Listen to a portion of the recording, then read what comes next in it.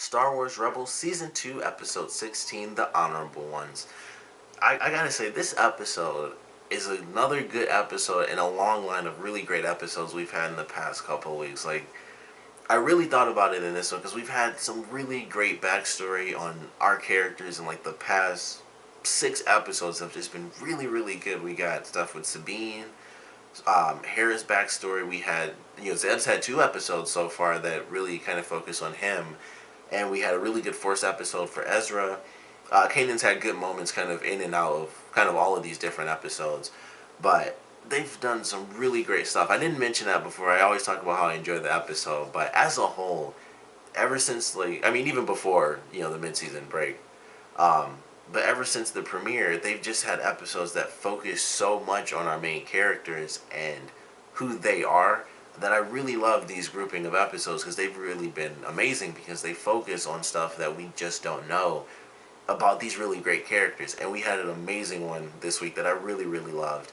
And I mentioned that I wanted to see this episode for quite a while because I was like, every time they end an episode, they show the same stupid promo, which they didn't this week, which blew my mind. So I'm super freaking excited because hopefully what they showed is all in the next episode, but I highly doubt that it is because it was so much that they showed with like all the Inquisitors and the Jedi Temple and Ahsoka and stuff. Hopefully that is all really in the next episode, but I'll talk about that towards the end. But we get Kallus and Zeb as a team in this episode, and we learn quite a bit. We learned that it was one of those episodes where every once in a while you have shows that get to do that where they have the villains forced to team up typically to either survive, like in this case, or they team up to defeat an even worse villain because they know they'll all die.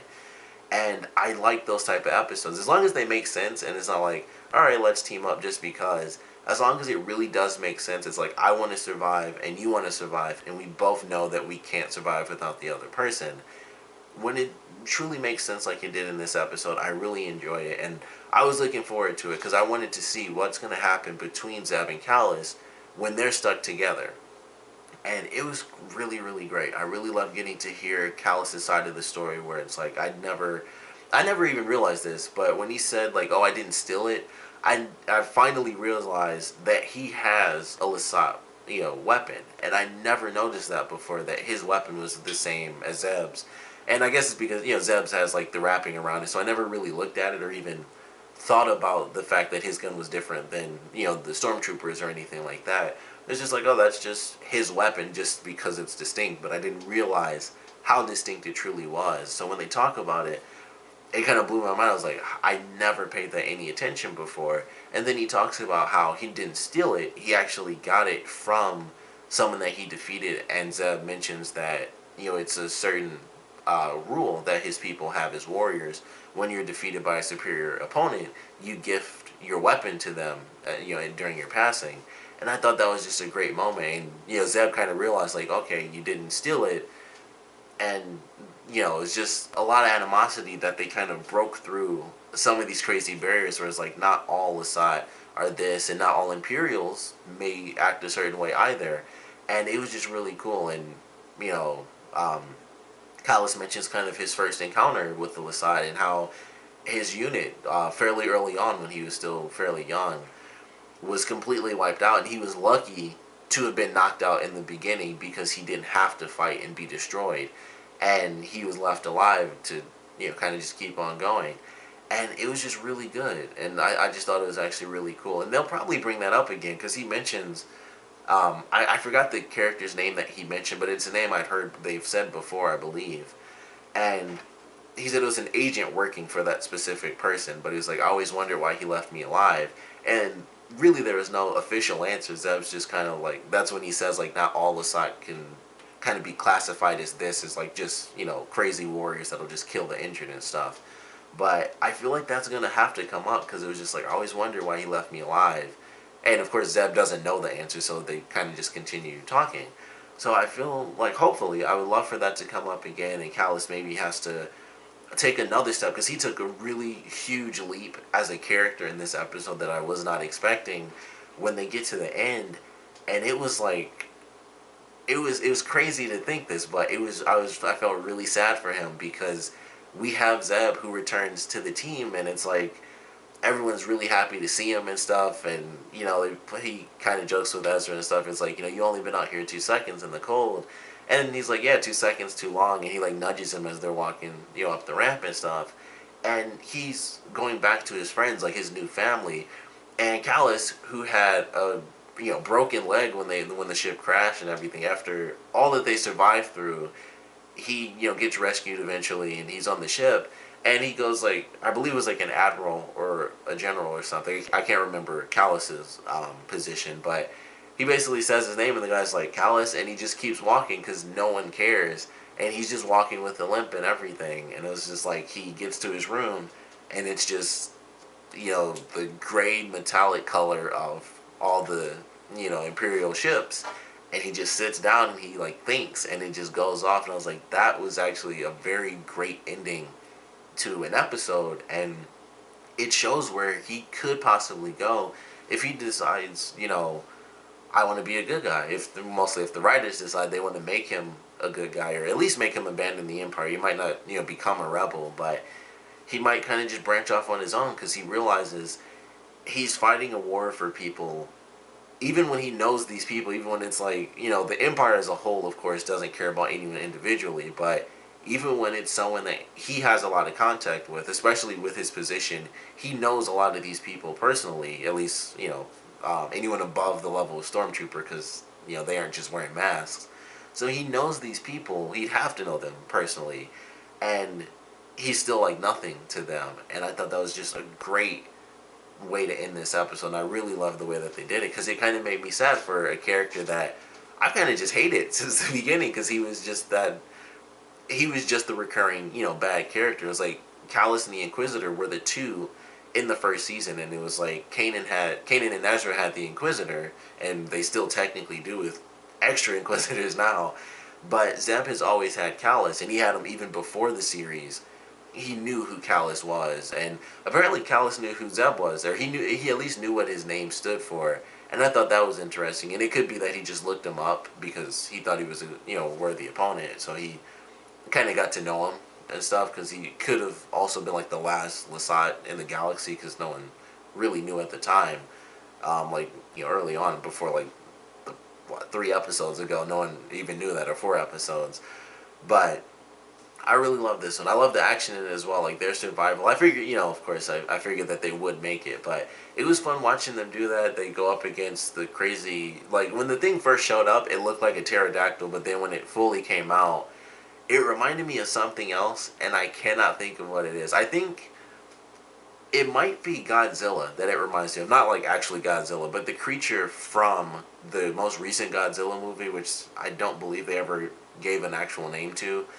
But I believe it reminded me of that. Or if it wasn't that, it's some other movie where the creature has that almost exact same kind of head structure, and I just can't think of what it is. It's of course a monster movie, and it has like kind of the wide head and, you know, kind of a long face. But when it first showed up, it looked like they were kind of inspired by pterodactyls, which they still could have been. But once it like fully came into the light, I was like, that looks just like something else I've definitely seen before. But I just couldn't put my finger on it. I still can't remember what it is. But I thought it was really fun watching them work together as a team, and we just got to see them, you know, struggle to survive. And ultimately, you know, they do both make it, and they kind of part ways. It kind of indifferent of each other. You know, actually, I shouldn't even say indifferent. It kind of respecting each other, I think, is a much better way to say it. Because indifferent is like whatever, but I think they both gained a lot of huge respect for each other, and it was really good to see that kind of play out the way that it did. And Zeb leaves Kallus because that's what he wants. It's like, you know, I don't want to be captured by the rebels, and of course Zeb didn't want to be captured by the Imperials, so it was kind of cool the way that they parted. It was mutual, and it was like, I'll leave you, you know, to go back to your people, and I'll go back to my people, because we've bonded, you know, in this crazy experience, and maybe next time we meet, we will be enemies again, but for now, you know, we can just walk away with the respect that we have for each other. And I just love the way that that all played out in this episode. It's definitely well done. And I do hope that, I would love to see Kallus change. That would actually be very amazing to see him go from this driven, you know, high-ranking character, you know, for the Empire, to you know, like I said, maybe not exactly just switching sides and he full on becomes a rebel, but maybe he at least just goes out on his own. He, you know, abandons the Empire, but he abandons the war entirely. I think that would actually be really cool for his character. That would also kind of get rid of him, so I don't, you know, even if he did that, he'd still show up quite a bit. But I love what they did with his character in this episode. I'm very excited to see where they take him, and you know what he's gonna have to deal with. And I'm curious what we're gonna get from him the next time he shows up, because I don't think he's gonna be. Well, I'm pretty sure he's not gonna be in the next episode because they're gonna seemingly be focusing so much on the Inquisitors and the Temple and stuff. But I'm really curious, like, what is he going to decide to do? Because he's going to be with the Empire. He'll most likely have to, you know, try to attack them at least, because otherwise he'll just be, like, shot in the back or something, and he'll, you know, he's done for. But I'm really curious how he's going to kind of play things from here on out, because he knows now what it's like to, you know, like, being rescued by friends compared to being rescued by the Empire, who really shows that they just, you know, no one cares. We're doing our job. You did what you were supposed to do. Good thing you didn't die, but don't expect us to be happy about it. We have a lot of other people that didn't die.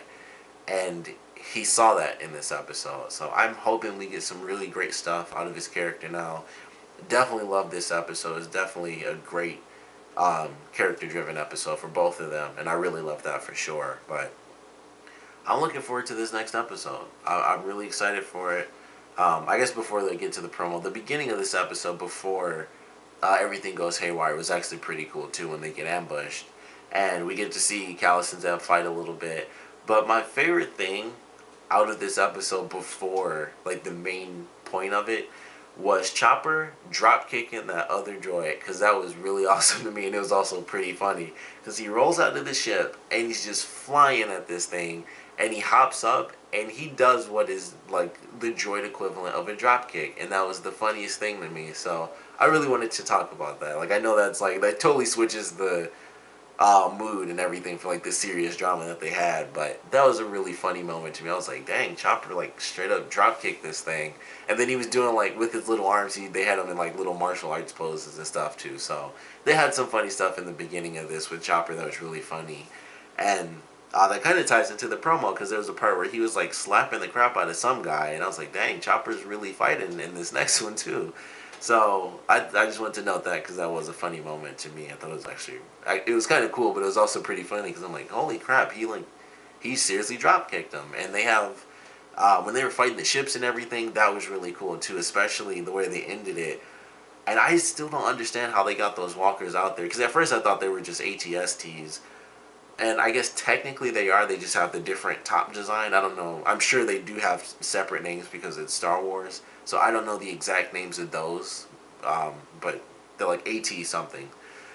But it was crazy that they were like on the little ring of the ship. When I first saw that, I was like, how the heck did they get out there? Because I've never seen, and they've never shown this before, if any of the all-terrain things, because that's what the AT stands for anyone who just doesn't know that, they've never shown it before. At least I've never seen it done where those have like jets or boosts of any kind. So when I saw that when they first flew out of the ship, and there's like a couple of them on like the ring, I was like, how in the world did those get out there without just like falling onto Geonosis, which is another important aspect of this episode. I completely forgot that was the planet. That was like the whole big thing in the beginning, which still didn't get an answer either. But Geonosis, which was in Attack of the Clones, where they made the clones for the Clone Wars, is empty. Like, it is completely void of any life whatsoever.